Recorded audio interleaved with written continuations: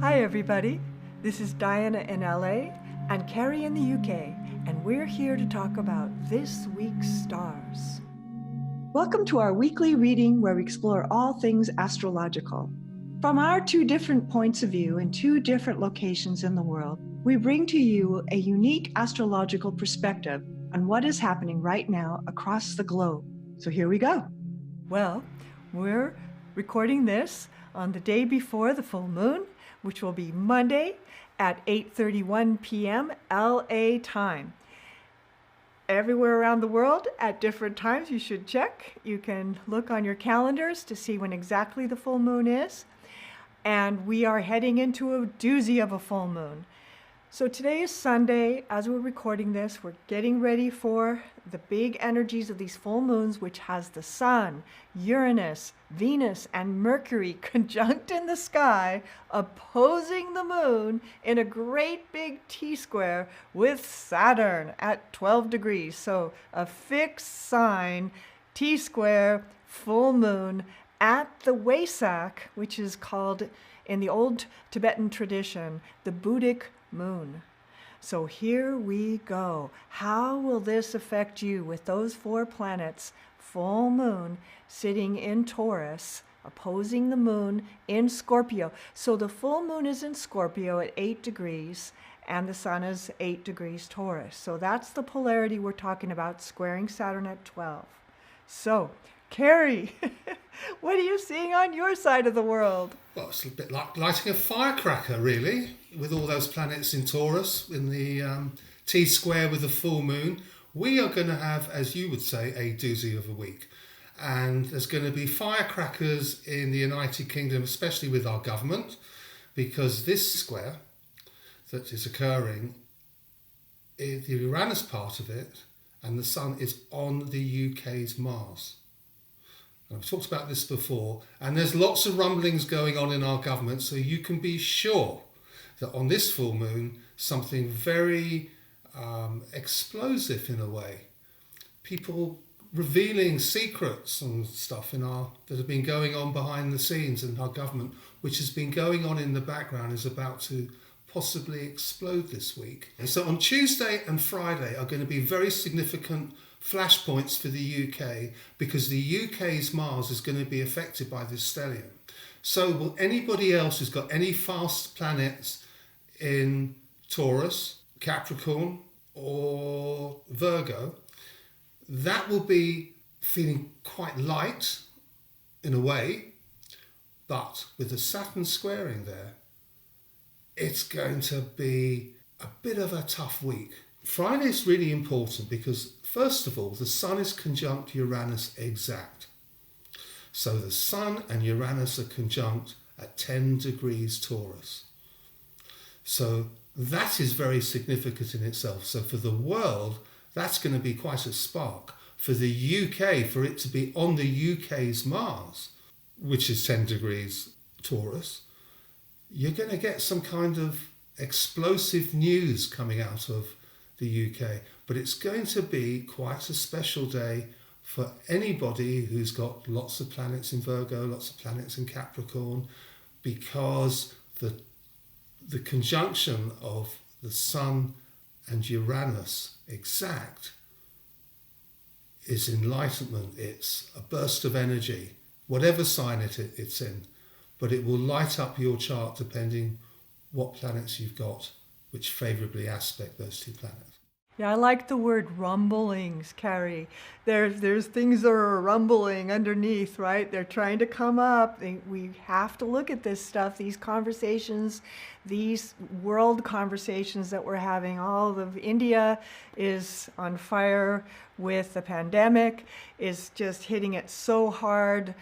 Our country, the United States, is going through so many rites of passages and understandings and learnings that we're trying to learn together, and the whole world is rumbling. So it's a very interesting week. It's a difficult week, I would say, with some relief at the end on Saturday, where we have a lovely trine from the moon to all that stellium, which will give it a little bit of relief. But of course, it never changes anything with that Saturn square Uranus that's just going and going and going. So that still is applying to our world right now.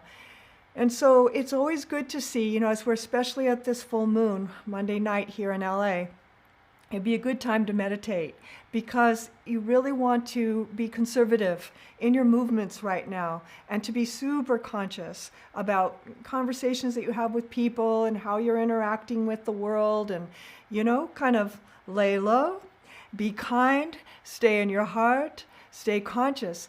With this Buddhic full moon, it's the most powerful and important moon of the year in many traditions.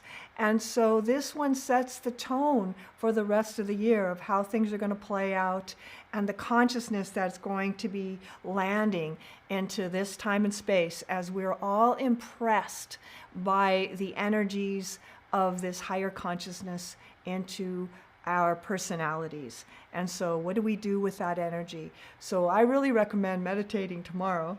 I think if people meditate tomorrow, it is such an important full moon, and it really depends where the stellium and the full moon end up in your chart.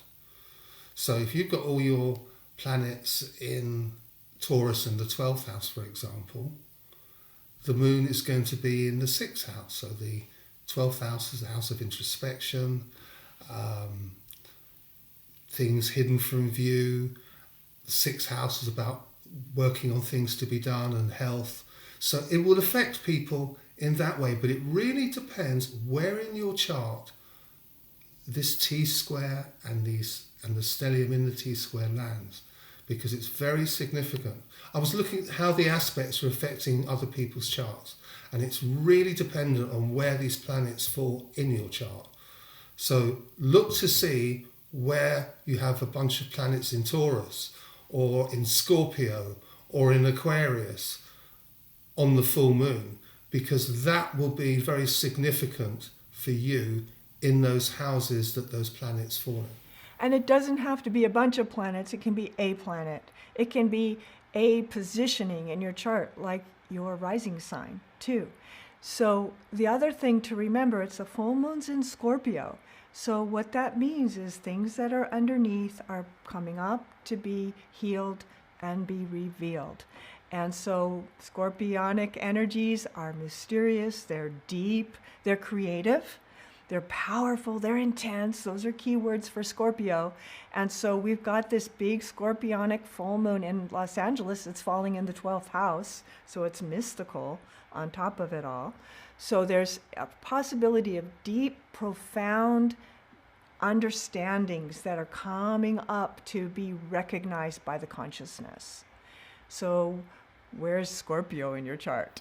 Yeah, especially if you've got your moon or Venus in Scorpio, you're really going to feel this one, because it's so huge and it's so expansive on these particular signs. The Scorpio, to have a full moon in Scorpio, let's say on your natal Venus or on your natal Mercury, that's a really big thing, and you'll really feel that. Yes. And then finally, I'll add this, that they're mitigating some of the tension of this crazy T-square that's so intense in fixed signs, is a trine from Mars to the moon, making a beautiful trine, Mars to the moon, and Mars sextiling the sun. And so there is a good outcome to all this, right? Even though it's going to be challenging maybe and bring up stuff for us in different ways, there is kind of a forward motion to this, like it's going to be for our greater good. This week, meditate. Find that inner peace within yourself. So as you go out into the world and you interact with the world, that you bring your peaceful heart with you and make this tense week a little calmer because you're there. So on that note, we'll leave you with that, and we will see you next week. We hope you will subscribe and share and like and comment. We love to get your comments, and we'll see you next week with another Astrocast. Take care, everybody. Have a lovely week.